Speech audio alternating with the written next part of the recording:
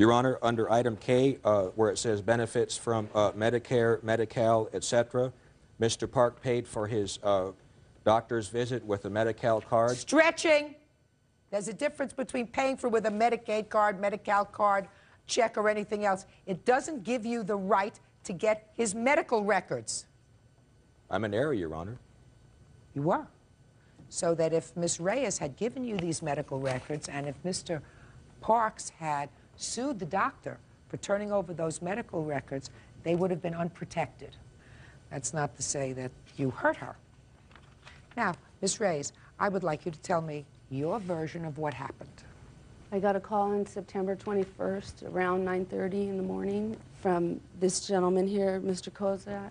He told me, he explained to me, I've been reading an article in the paper in regards to the PSA, and I want to get Leonard's, test results.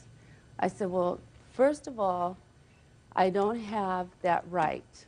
The doctor is the only one that can release that information to the patient. He said, well, I have power of attorney.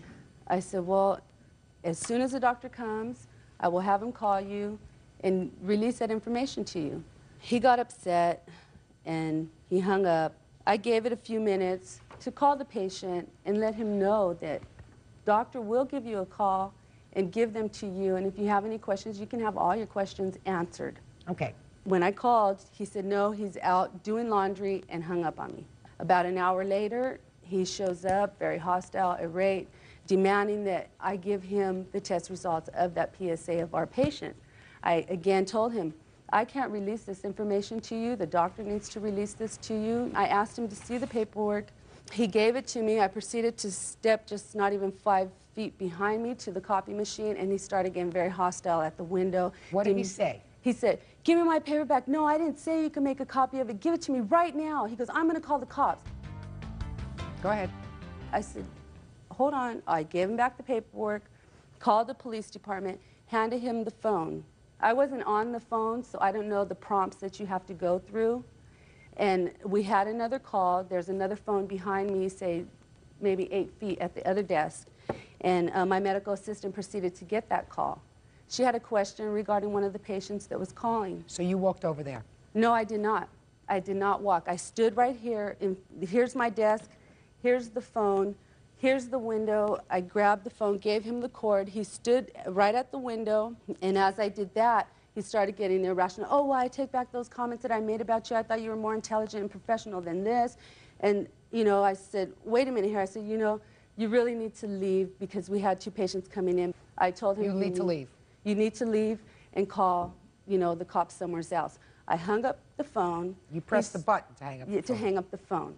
I thought I was doing him a favor. Whatever. You weren't doing him a favor. He stepped a couple feet back, stretching the cord like an angry face, like just trying to break my phone, and then threw it at me, and it hit me here and here.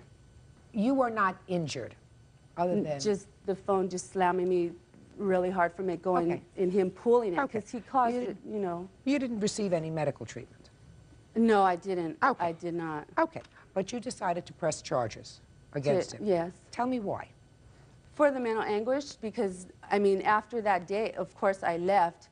I left my work. Yes, I did. I didn't come back for 2 days. You were upset? Okay. And I still proceed to Your lock Honor, the she door. called her husband, who threatened me in the hallway of the medical office. I'm not, just a second. Am I talking to you? No, Judge. Go ahead. You left that day. Now, what kind of harassment do you say you've suffered since then? Physically, the public defender came into our office like 5 times trying to tell me we could settle this out of court right now.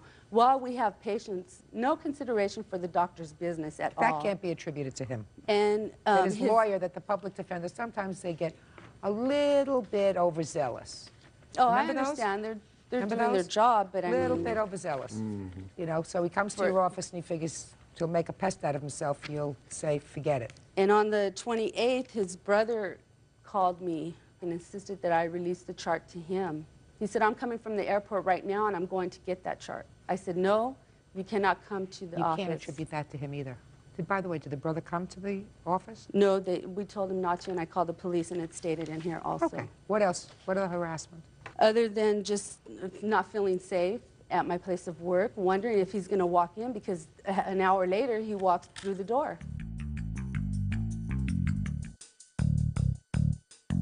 That only happened once, is that right? But he's called, yes.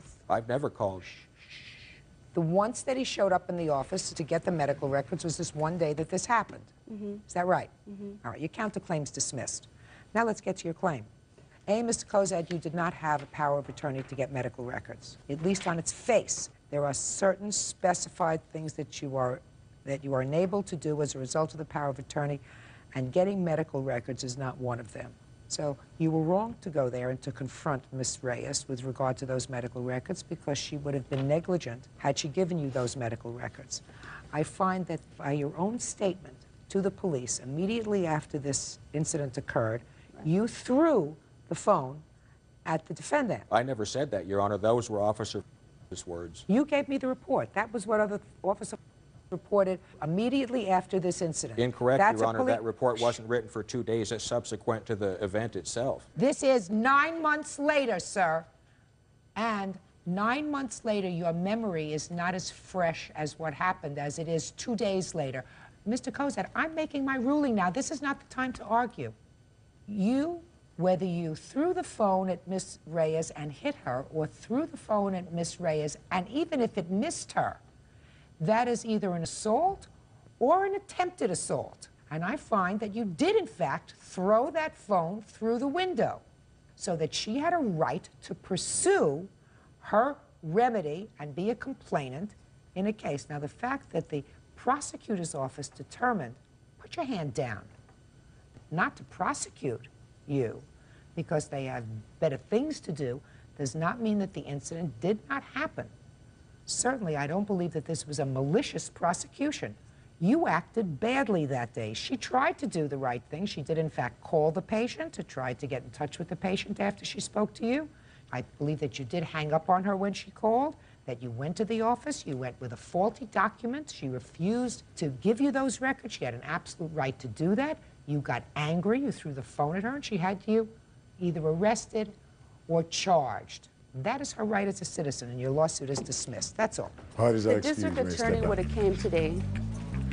The district attorney, Deputy William Sparks, was willing to come to court today, and they were supposed to give him anger management classes. He didn't get any of those. She said she was harassed by me when that was not the case, and clearly her credibility has been damaged here. I have a letter in here stating what the doctor, basically stating that, this gentleman is wrong. My intent in having that power of attorney was to help Mr. Park, not defraud him in any way, and his signature on the document shows